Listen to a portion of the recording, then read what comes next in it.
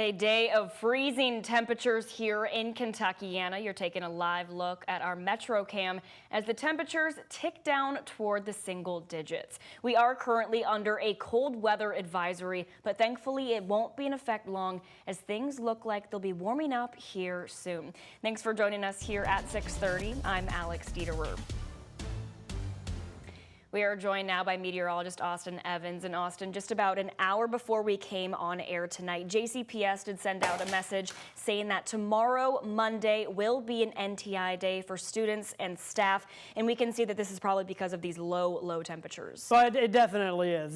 These temperatures, especially tomorrow morning, dangerous for kids to be standing out in, just waiting for a bus or walking to school or whatever they do. So, of course, safety is important. So they'll be back in classes Tuesday, but we're going to be dangerously cold now, and we got a very cold Monday morning ahead. This cold weather advisory goes until 10 o'clock Eastern tomorrow. Here's the temperature change over the past 24 hours. We're down 22 degrees here in Louisville, 24 in Somerset, 23 in Somerset, 24 in Jackson, Kentucky. That's well outside of Kentuckiana, but it shows just how widespread these cold temperatures are. It's the clearest day in a while here over downtown Louisville. All the lights are on, everything's working. It's cold though. We're in the teens in the metro, and we're down in the single digits across a large portion of Kentuckiana. Details on how long we're going to stay cold coming up in my 7-day forecast. All right, thank you, Austin. And now for extreme cold like this, if you need to go outside, you're asked to dress accordingly. Make sure you have an outer layer that can keep out wind, rain, and snow, along with at least 3 additional layers to trap body heat. Wear waterproof boots if you don't have them. If you do have them, and don't forget to throw on gloves as well as a warm hat or hood when going outside. And tonight we're hearing from ministries who've opened their buildings and provided warmth to the community on this frigid day. WHAS11's Clarice Shaley tells us what this care means all year round. So typically we don't operate on Sunday mornings, but this morning we sent 3 vans out and picked people up and brought them here, and it was really a great time. During the frigid day temperatures of Sunday, Exodus Family Ministries opened their doors at their new location off Gars Lane to anyone who needed a warm place to spend time. They fed them breakfast and offered a warm shower and a place to wash their clothes. Then, with the help of Southeast Christian Church off Dixie Highway, Exodus brought people to their gymnasium. The ministries joined together to hold Exodus's holiday dinner, serving food, playing music, and providing them with a backpack full of warm essentials. Mel has been helped by Exodus Family Ministries. It didn't matter about their perception of you. Like, they opened their arms to me anytime I needed them. By the end of the day, the ministries will have provided a warm shelter for people for about 12 hours out of the day. In Louisville, Clarice Shaley, WHAS 11 on your side. Exodus Family Ministries tells us one of the people who stopped by today did have frostbite in his foot, and they will be taking him to the hospital.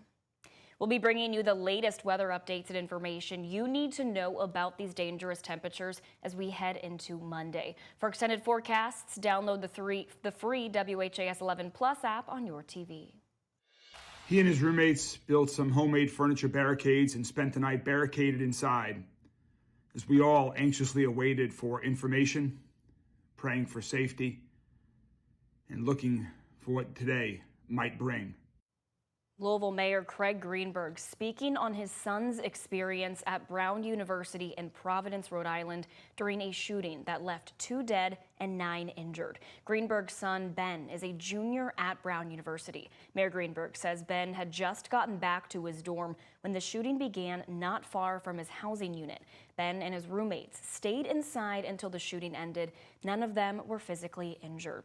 The lockdown at Brown was lifted early this morning. Police say they do now have a person of interest in custody in connection with this shooting. Law enforcement sources say the suspect is described as a man in his mid-20s from Wisconsin, and he is not a student at Brown University. He was apprehended at a nearby hotel. Meanwhile, new video shows students hiding inside classrooms, sheltering under desks as loudspeakers tell them to stay put. CNN spoke with Brown University sophomore Zoe Wiseman. This is Wiseman's second time being affected by gun violence. Wiseman witnessed the Parkland High School shooting in Florida back in 2018. But right now, I'm just angry that there's kids like me in this country who have had to go through this not once, but twice. I can't even put into words how frustrating it is. Both state and local officials are offering mental health resources. Kentucky Senator Rand Paul had visited Brown University just a few weeks ago, and he says this tragedy feels personal to him. Got to meet, several hundred of their students, had a great interaction with them. Nobody deserves to die, but I hope it wasn't any of the students that I met or that I know. But yeah, just a tragedy. According to officials, 8 of the 9 injured were still in the hospital as of this morning. 7 of them were reportedly stable and 1 in critical condition. Looking overseas now to another mass shooting, this one in Australia. At least 15 people are dead after 2 gunmen opened fire on a Jewish holiday celebration at Bondi Beach in Sydney. And we do want to warn you, some of this footage is graphic.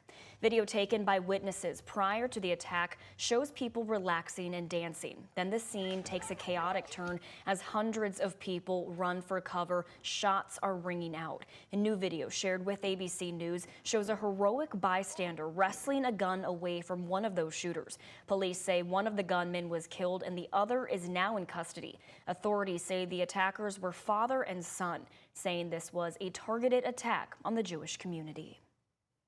And here at home, an investigator with Louisville's Office of the Inspector General has been arrested for a shooting in the Heritage Creek neighborhood.